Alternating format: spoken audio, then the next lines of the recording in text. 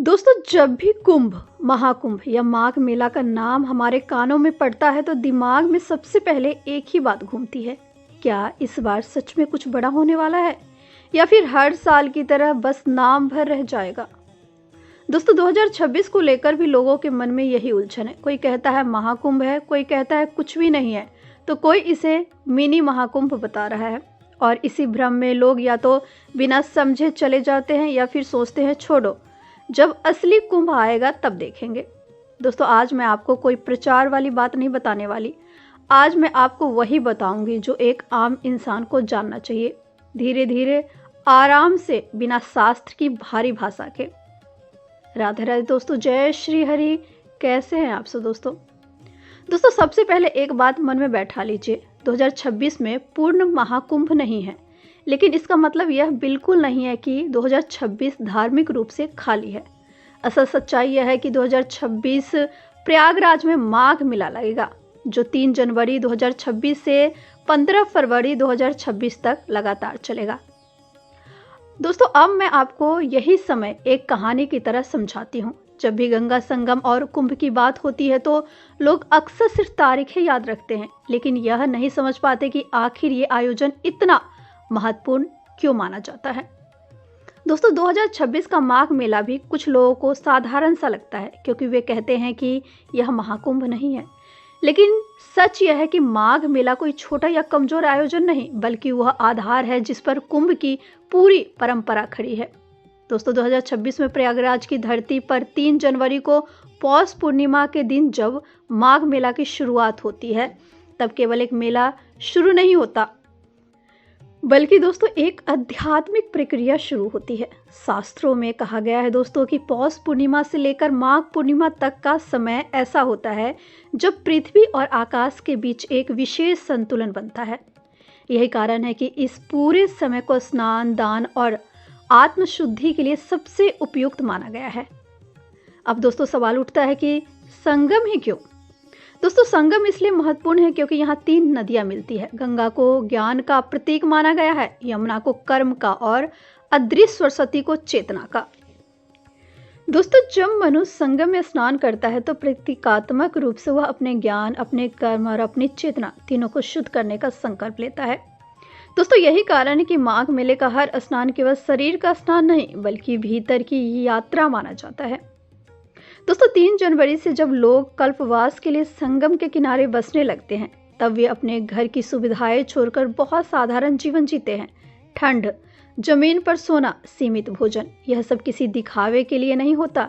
यह इसलिए होता है ताकि मनुष्य अपने अहंकार को तोड़ सके। दोस्तों, शास्त्र कहते हैं कि जब तक शरीर को थोड़ा कष्ट नहीं दिया जाता, मन की गहराई खुलती नहीं है। इसके बाद दोस्तों 14 जनवरी को मकर संक्रांति आती है। यह दिन इसलिए महत्वपूर्ण है क्योंकि इसी दिन सूर्य उत्तरायण होता है। उत्तरायण का अर्थ केवल दिशा बदलना नहीं होता दोस्तों, बल्कि जीवन की दिशा बदलना माना गया है।